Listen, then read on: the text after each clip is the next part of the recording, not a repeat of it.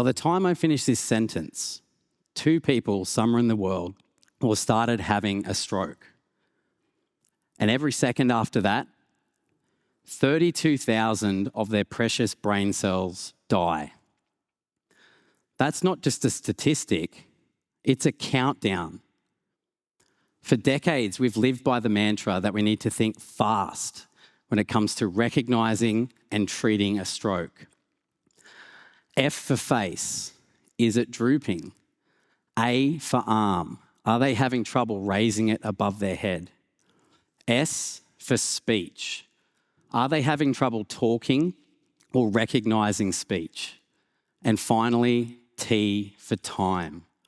If someone has these signs, it's an emergency and you need to call an ambulance and get them to hospital as quick as you can, because time is brain.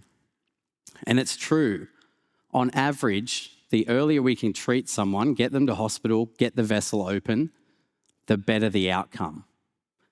But what if I told you that that's only part of the story? Because not all brains race at the same speed. Stroke is a race against time, but the clock isn't just ticking on the wall.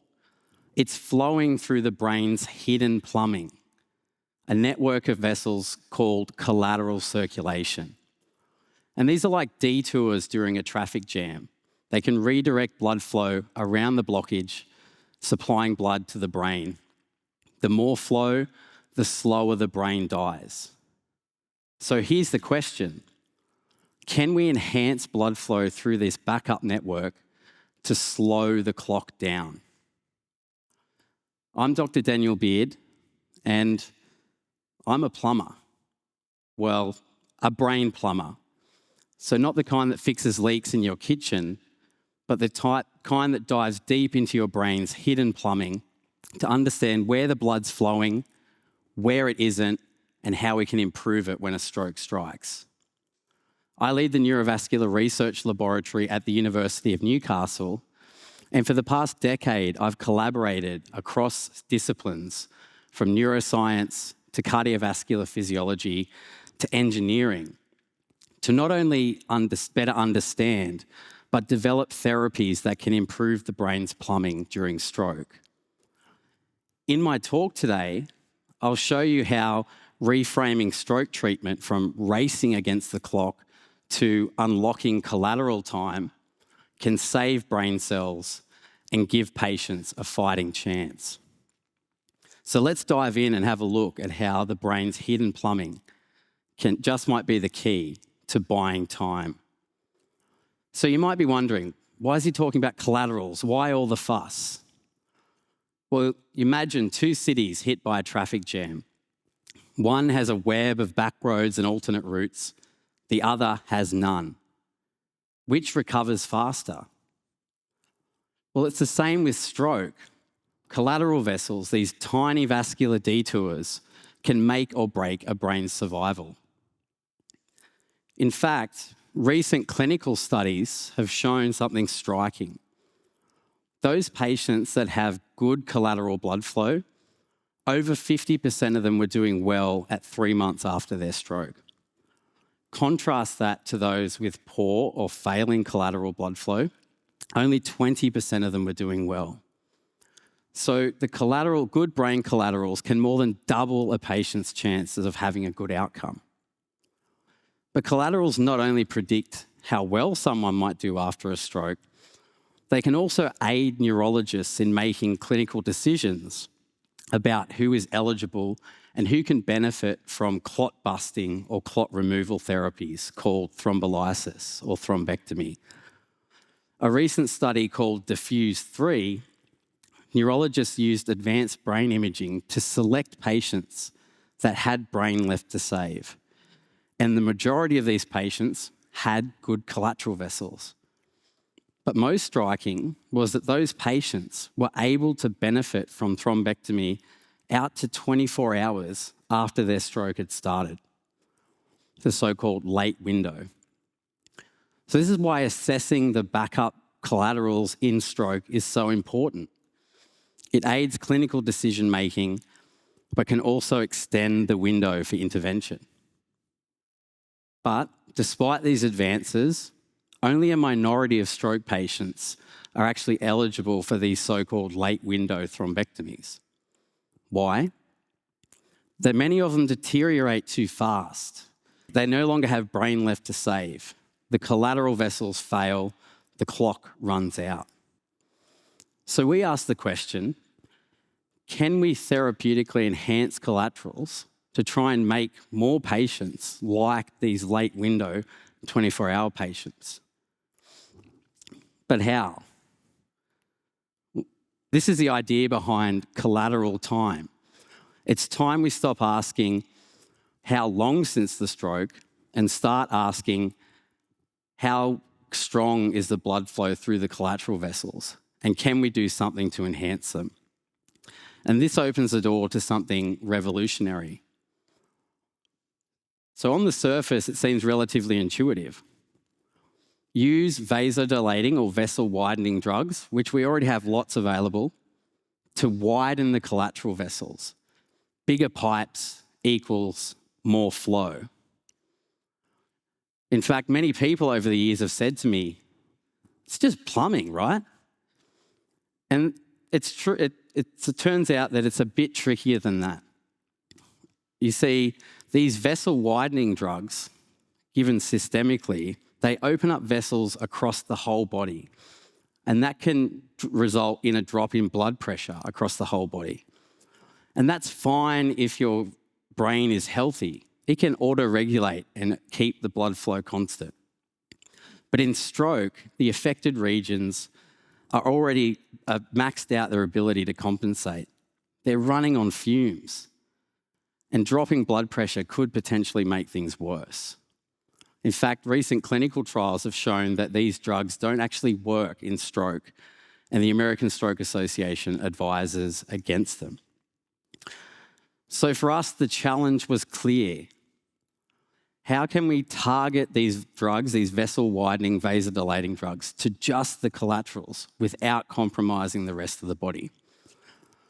But how do we do this? Well, in my lab, we made a striking observation that during experimental stroke, the collateral vessels experience a shear stress that is 6 times higher than anywhere else in the body. Now, you might be wondering, what's shear stress? We can think of it like this. It's the frictional force of the blood as it flows across the vessel wall. You can think of it, imagine putting your thumb on the end of a garden hose. You feel that friction that as the water sprays out, that's shear stress. And this stress in collateral vessels is intense. And it's this intensity that gives us a unique opportunity. It means that these vessels aren't just passive. They're under mechanical stress that we can target.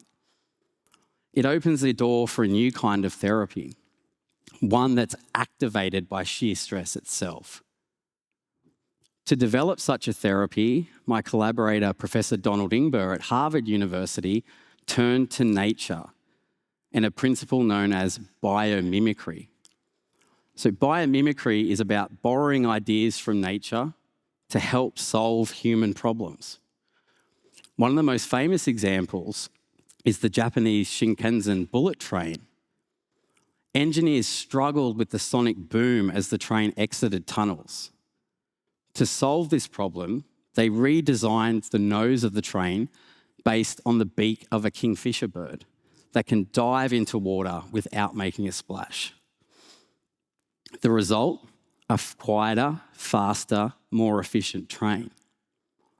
In Prof. Ingber's case, he looked at platelets, tiny cells in your bloodstream that can help stop bleeding. Platelets are clever. They remain quiet under normal blood flow, but when they come across an area of narrowed vessels or high shear stress, they become sticky. They activate. They know exactly when and where to act. So Prof. Ingber designed shear-activated nanoparticle aggregates inspired by platelets. So you can think of these as like smart sand. We take nanoparticles, tiny grains, just like sand. Each grain contains a vasodilator or vessel widening drug, but we don't inject them directly. Instead, we roll them up into balls, tiny balls about the size of a platelet. They're small enough to flow through the vessels, but stable enough to remain intact. Now, here's the magic. These balls are shear sensitive. So when they come across an area of high shear stress, such as those in the tight, fast-flowing collateral vessels, they fall apart, just like getting a ball of sand and shearing it in your hands. They deliver the drug right there in the collateral vessels, not anywhere else in the body, and they don't lower blood pressure. The result? They widen the collateral vessels, turning a garden hose into a fire hose. They dramatically improve blood flow to the at-risk brain tissue and ultimately improve experimental stroke outcome. So this technology now is being translated through our biotech spinout ShearFlow, which is a joint venture between the University of Newcastle and Harvard. It's based right here in Newcastle, Australia. And that's no coincidence, because just as we're reframing stroke from clock time to collateral time, we're also helping to reframe Newcastle itself, which has changed so much since I moved here in 1998 and is in need of a bit of a rebrand to reflect this amazing transformation. At that time, the city was dominated by its industrial backbone: steel, coal, and heavy manufacturing. Now, it's that backbone that's built the city, but it's not what defines it today. Science and innovation are part of the fabric that makes Newcastle so important to the state of New South Wales, Australia, and the world. The university is a global research player, and of which I am a proud alumnus. Startups are thriving, and innovations such as ShearFlow are not only helping how to reframe stroke, but we're also helping to reframe Newcastle to a city of creativity and impact. Newcastle isn't just where ShearFlow is located, it's where the problem is most urgent and the solution is being built. The John Hunter Hospital here in Newcastle is one of the largest trauma and stroke referral centres in regional Australia. It serves the Hunter New England Health District, an area roughly the size of England. This means that regional and remote stroke patients often face transfers of hundreds of kilometres and delays that can stretch into hours. This is the tyranny of distance. Let me take you to the front line where our science could one day meet real life. A 68-year-old woman collapses in a remote town called Moree. Her face is drooping, her right side weak, and her speech is slurred. Classic signs of a large vessel stroke. The local hospital confirms it, but the John Hunter Hospital is 500 kilometres away. Ordinarily, this delay for a transfer to have thrombectomy could be devastating. But today, something is different. She receives a new kind of therapy, one that boosts her collateral circulation. It buys time, not hours, but minutes. Her collateral circulation bursts into action, redirecting blood flow around the clot, putting her brain on life support. When she arrives at the John Hunter, the clot is removed and her brain is still salvageable. Weeks later, she walks out of hospital with her independence intact. That's why ShearFlow belongs here, because when geography works against you, biology must work harder. Our technology is designed to buy time, not just for the brain, but for the system, to bridge the gap between remote onset and urban intervention, to give patients in Tamworth, Taree, Moree and beyond the same fighting chance as those that live near the John. Remember those patients I mentioned at the start? By now, 32 million of their precious brain cells have died. But what if we could just save a few million more?